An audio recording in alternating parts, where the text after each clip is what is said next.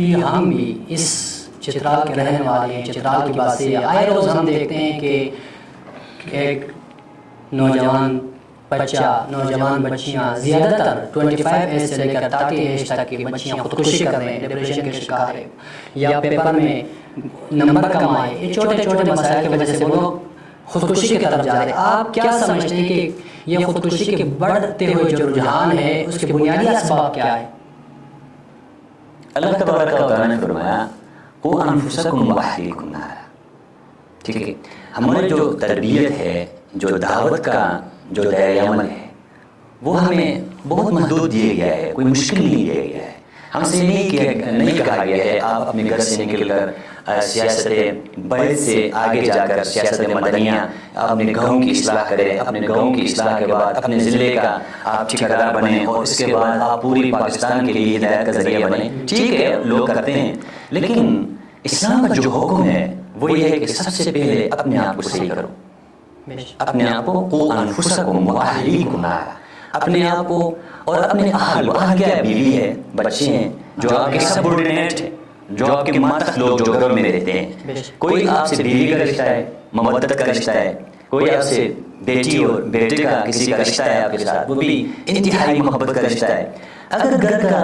فرد جو بڑا ہے اپنی رسپانسبلٹی سمجھ لے کہ اللہ نے مجھے یہ حکم دیا ہے کہ میں اپنے گھر والے کے ساتھ کیسے پیش آؤں، میں اپنے بچیوں کا کیسے ان کے ساتھ وقت ان کو دوں اور ان کا سنوں اور ان کے مسائل سنوں، ٹھیک ہے، اور جو کچھ زندگی گزارنے کے طریقے ہیں اسلامی دائرے کے اندر، اخلاقیات کے اندر، نیریٹو سائنس کی جو باتیں اور تعلیمات ہیں، میں ان کو ایک فرینڈلی ماحول میں سکھاؤں۔ یہ اسی سے رکتا ہے،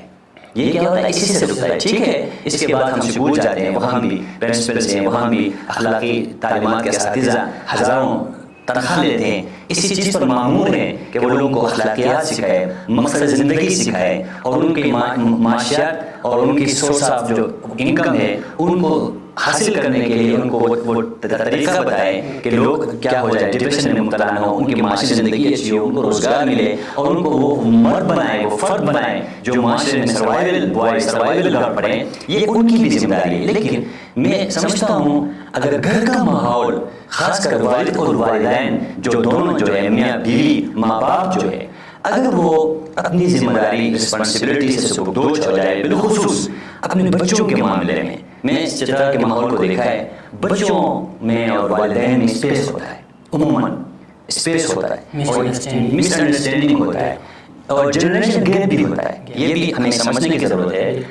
ماں باپ میں کافی فاصلہ ہوتا ہے جنریشن کا، وہ آپس میں ایک دوسرے کی ضروریات کو اور وقت کے بدلتے تقاضوں کو نہیں سمجھتے۔ اس وجہ سے والدین تھوڑا سا تحکمانہ مزاج کے ساتھ، ٹھیک ہے، بیٹھتے ہیں اور وہ اپنے کام سے جب گھر آ جاتے ہیں اور ان کی تربیت جو ہے وہ نہیں ہوتی بچوں کے ساتھ کھیلنے، ان کا سننے اور ان کی باتیں، ان کا ہوم ورک، ان کی چیزیں فرینڈلی ماحول میں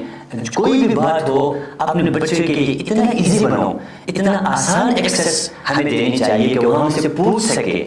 ہنسی مذاق میں وہ آپ کو بتا سکے اپنی ہر چیز، پھر یہ مسئلہ کبھی بھی وہ نہیں ہوگا، آپ خود اس کو حل کرنے والے بنیں گے۔ آپ کے بچے کے راستے میں اگر کوئی واقعی فی الواقع کوئی رکاوٹ بنی ہے یا اس کا نفسیات کا کوئی مسئلہ ہے، رکاوٹ نہیں ہوتی ہر وقت، اور اس کا نفسیات کا مسئلہ ہوتا ہے اور اس کی ہیزیٹیشن اور الجھنیں ایسی آ جاتی ہیں کہ وہ ایسا سمجھتا ہے، یہ باپ کا کام ہے، یہ ماں کا کام ہے کہ وہ کیا کرے، اس کو سنبھالے، اس کو سمجھائے پیار کی ماحول میں، محبت کے ماحول میں۔